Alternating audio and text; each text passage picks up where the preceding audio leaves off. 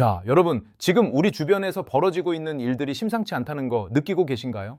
뉴스에서는 경제가 회복되고 있다, 미국 증시가 사상 최고치를 찍었다며 연일 잔치 분위기를 띄우고 있는데 정작 우리 피부에 와닿는 공기는 차갑기만 하거든요? 단순히 기분 탓이 아닙니다. 숫자가 말해주고 있거든요. 지난 1월 한 달 동안 미국에서만 사라진 일자리가 무려 10만 8천 개가 넘습니다. 이게 어느 정도 수준이냐면요. 작년 같은 기간이랑 비교했을 때 118%나 급증한 수치예요. 더 소름 돋는 사실은요. 지금의 이 고용 지표가 2008년 글로벌 금융위기 직후인 2009년 이후로 역대 1월 기준 최악의 기록이라는 겁니다. 전 세계 물류의 혈관이라고 불리는 UPS는 최근 3만 명을 한꺼번에 해고하겠다고 발표했고, 아마존 같은 빅테크 공룡들도 사무직을 중심으로 10,000명 단위의 감원을 이어가고 있어요. 그런데 이상하지 않나요? 기업들은 돈을 잘 벌고 있다고 하는데 왜 사람들은 길거리로 나앉고 있는 걸까요? 오늘 개미의 독학에서는 이 모순적인 상황 뒤에 숨겨진 거대한 음모, 아니 거대한 경제적 변곡점에 대해 아주 깊게 파헤쳐 보려고 합니다. 이 영상을 끝까지 보시면요. 지금 왜 우리가 단순히 열심히 일하는 것만으로는 살아남을 수 없는지, 그리고 인공지능이라는 보이지 않는 파도가 어떻게 우리의 밥그릇을 야금야금 먹어치우고 있는지 그 실체를 똑똑히 확인하시게 될 거예요. 지금 바로 시작할게요. 본격적인 분석에 앞서 구독과 좋아요, 알림 설정까지 부탁드려요. 여러분의 클릭 한 번이 이 거대한 변화를 이겨낼 가장 확실한 보험이 될 겁니다. 바로 본론으로 들어가 보죠. 사실 우리는 그동안 실업률이 낮다는 정부의 발표를 믿어왔잖아요. 그런데 현장에서 들리는 소리는 전혀 다릅니다. 구인 광고는 넘쳐나는데 정작 내가 갈 곳은 없고, 기업들은 사람을 못 구해서 난리라면서 한쪽에서는 대규모 해고 통지서를 돌리고 있죠. 이게 바로 경제학자들이 요즘 가장 머리 아파하는 고용부진 속의 탄탄한 성장이라는 미스터리한 현상입니다. 올해 미국의 GDP 성장률이 2% 이상으로 예상되는데 고용은 5년 만에 최저치로 떨어졌어요. 구인 건수가 650만 건으로 급감했다는 건 이제 기업들이 사람을 뽑아서 사업을 키울 생각이 별로 없다는 뜻이기도 합니다. 연준 의장인 제롬 파월조차도 이 상황을 두고 놀랍다고 평가할 정도니까요. 보통 경제가 성장하면 고용도 같이 늘어나는 게 상식인데 지금은 그 상식이 완전히 깨져버린 겁니다. 여기서 우리가 주목해야 할 단어가 바로 생산성입니다. 기업들이 예전만큼 사람을 안 뽑는데도 돈을 잘 버는 이유, 그 비밀의 열쇠를 쥐고 있는 건 바로 인공지능 AI예요. 이제는 숙련된 사무직 10명이 하던 일을 잘 훈련된 AI 프로그램 하나가 대체하기 시작한 거죠. 특히 이번 해고의 특징을 보면요. 현장직보다는 고연봉을 받던 화이트 칼라, 즉 사무직과 관리직에 집중되어 있다는 점이 굉장히 뼈 아픈 대목입니다. 자, 여기서 잠깐 생각해보죠. 만약 여러분의 상사가 내일부터 여러분 대신 월급도 안 받고 잠도 안 자는 로봇을 쓰겠다고 하면 어떨까요? 이게 더 이상 영화 속 이야기가 아닙니다. 당장 내 옆자리 동료가 짐을 싸는 이유가 되고 있거든요. 그런데 문제는 여기서 끝이 아닙니다. 이렇게 일자리가 줄어들고 소득이 불안정해지면 당연히 사람들은 지갑을 닫게 되겠죠. 소비가 위축되면 기업들의 매출이 떨어지고, 그러면 기업들은 살아남기 위해 또다시 사람을 자르는 악순환에 빠지게 되는 겁니다. 이런 거대한 파도 속에서 글로벌 기업들은 이미 기민하게 움직이고 있어요. 콜라와 과자를 파는 펩시코 같은 곳들은 벌써 가격 인하 카드까지 만지작거리고 있습니다. 사람들이 돈이 없어서 안 사 먹기 시작했거든요. 이제 시장의 화두는 단순히 얼마나 비싸게 파느냐가 아니라 과연 사람들이 이 가격을 감당할 수 있느냐, 즉 어포더빌리티라는 생존의 문제로 넘어가고 있습니다. 자, 이제 본격적으로 숫자가 숨기고 있는 그 서늘한 진실 속으로 한 걸음 더 들어가 볼게요. 여러분, 우리가 흔히 실업률이 3%대다, 4%대다 하는 뉴스 들으면 그래도 10명 중에 9명은 일을 하고 있구나 하고 안심하잖아요. 그런데 이게 사실 엄청난 착시 현상입니다. 지금 벌어지는 해고는 예전처럼 공장이 문을 닫아서 수천 명이 한꺼번에 길거리로 나가는 그런 그림이 아니거든요. 아주 조용하고 아주 정교하게, 그러면서도 아주 치명적으로 진행되고 있습니다. 최근 발표된 데이터를 보면요. 지난달 미국의 구인 규모가 5년 만에 최저치인 650만 건으로 뚝 떨어졌어요. 이게 왜 무서운 거냐면 기업들이 이제 더 이상 사람을 새로 뽑을 이유가 없다고 선언한 거나 마찬가지거든요. 예전에는 옆 회사에서 잘려도 앞 회사에서 사람을 구하니까 옮겨가면 그만이었는데 이제는 그 앞 회사도 문을 닫아 걸고 있다는 뜻입니다. 특히 고연봉을 받던 전문직들, 소위 말하는 엘리트 화이트 칼라들의 일자리가 증발하고 있다는 게 핵심이에요. 한번 생각해 보세요. UPS 같은 물류 공룡이 3만 명을 감원하면서 내놓은 이유가 물동량이 줄어서만일까요? 아닙니다. 그들은 이미 수조 원을 들여서 자동화 시스템을 구축해 놨거든요.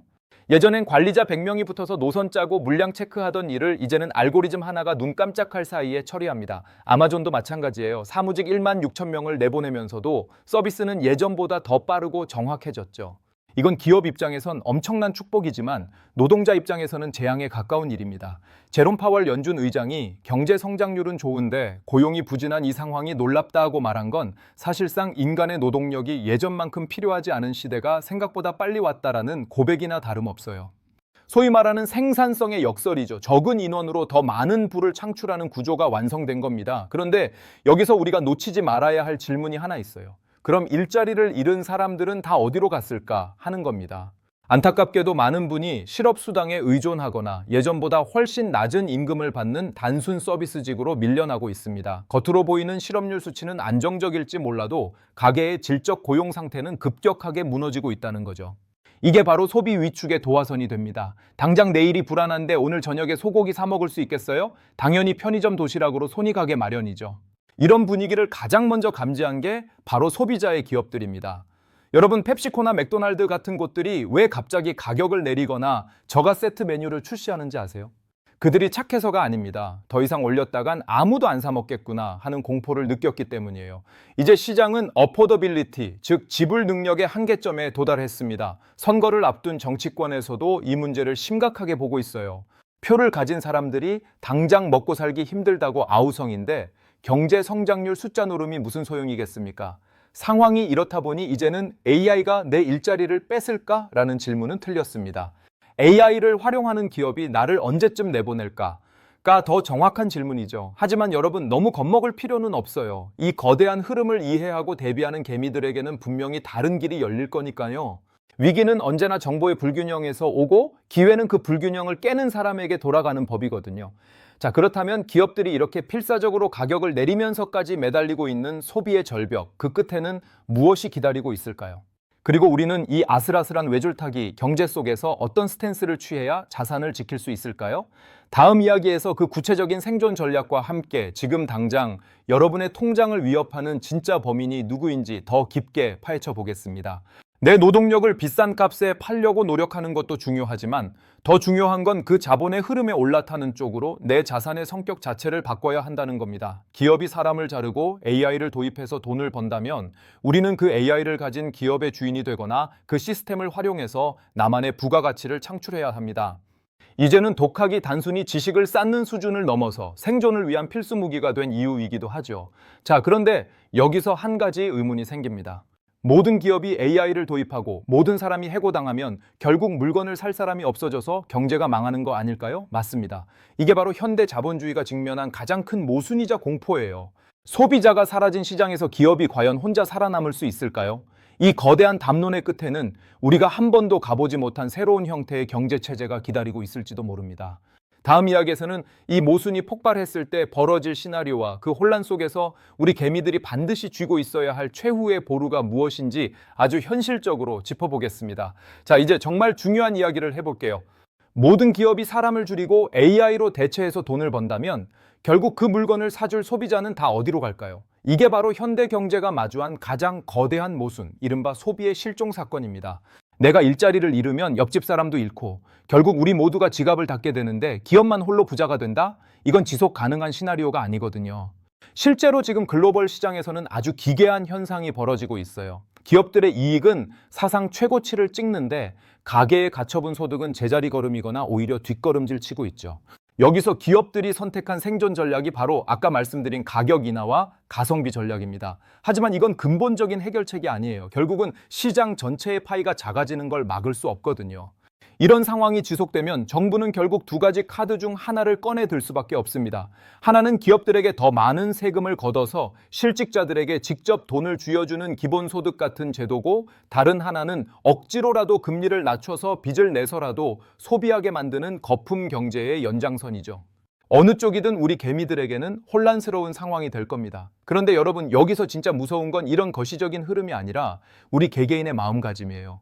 세상이 변하니까 어쩔 수 없지 하고 손을 놓아버리는 순간 우리는 그저 시스템이 던져주는 부스러기에 만족해야 하는 존재로 전락하고 맙니다. 하지만 반대로 생각해보면요. 지금처럼 기술이 노동을 대체하는 시기는 자본이 없는 개미들에게도 단군 일의 가장 큰 기회가 될 수 있어요.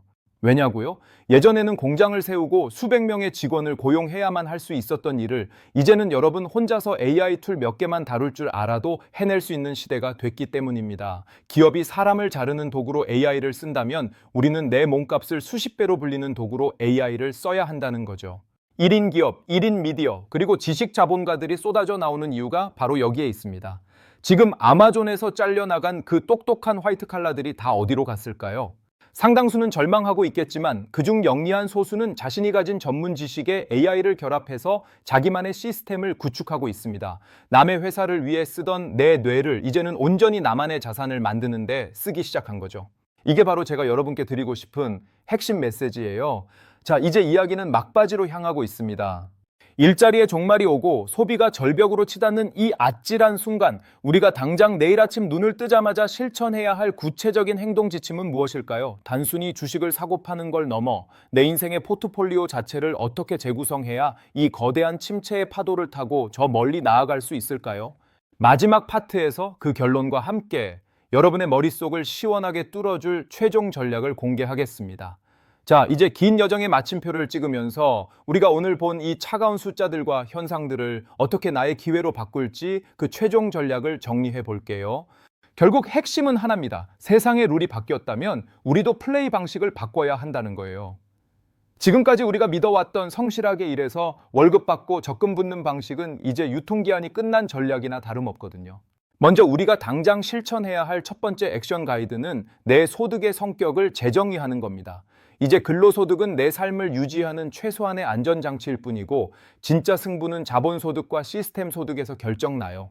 기업이 사람을 해고하고 AI를 들여와서 이익을 낸다면 여러분은 그 이익을 나누어 갖는 주주가 되거나 아니면 그 AI를 직접 부려서 돈을 버는 생산자가 되어야 합니다. 주식창을 열어보세요. 내가 다니는 회사보다 더 똑똑하게 사람을 자르고 비용을 줄여서 돈을 긁어모으는 회사가 있다면 그 회사의 지분을 단 한 주라도 사는 게 이 시대의 생존법입니다. 두 번째는 나만의 어포더빌리티, 즉 생존 체력을 기르는 거예요. 펩시코나 아마존 같은 대기업들이 가격을 내리고 허리띠를 졸라매는 이유가 뭐라고 했죠? 바로 앞에 닥친 소비 절벽이 무섭기 때문입니다. 우리 개인도 마찬가지예요. 지금처럼 불확실성이 높을 때는 불필요한 부채를 줄이고 현금 흐름을 확보하는 게 최우선입니다. 남들이 고금리에 허덕이며 이자 갚느라 쩔쩔맬 때 우리는 몸집을 가볍게 하고 기회가 왔을 때 낚아챌 수 있는 준비가 되어 있어야 하거든요. 마지막으로 가장 중요한 건 바로 독학의 힘입니다. 제가 채널 이름을 개미의 독학이라고 지은 이유도 여기에 있어요. 이제 학교나 직장에서 가르쳐주는 지식은 너무나 빠르게 썩어버립니다. 오늘 우리가 이야기한 AI 대체 현상만 해도 그래요. 누군가에게는 내 일자리를 뺏는 공포의 대상이지만 스스로 공부하고 먼저 써보는 사람에게는 비서 10명을 두는 것과 다름없는 강력한 무기가 되죠. 지금 이 영상을 끝까지 보고 계신 여러분은 이미 상위 1%의 실행력을 가진 분들이라고 확신합니다. 남들이 불안함에 떨며 뉴스 헤드라인에 일희일비할 때 여러분은 그 이면의 흐름을 읽고 계시니까요. 오늘 내용을 세 줄로 요약해 볼까요? 첫째, 현재의 고용 침체는 단순한 경기 불황이 아니라 기술이 인간을 대체하는 구조적 변화다. 둘째, 소비 절벽에 직면한 기업들은 가격 전쟁과 추가 감원으로 대응할 것이며 이는 악순환을 부를 수 있다. 셋째, 따라서 우리는 노동의 가치에만 매몰되지 말고 시스템과 자본의 편에 서서 나만의 생존 전략을 구축해야 한다. 여러분, 위기는 누구에게나 공평하게 찾아오지만 그 결과는 결코 공평하지 않습니다.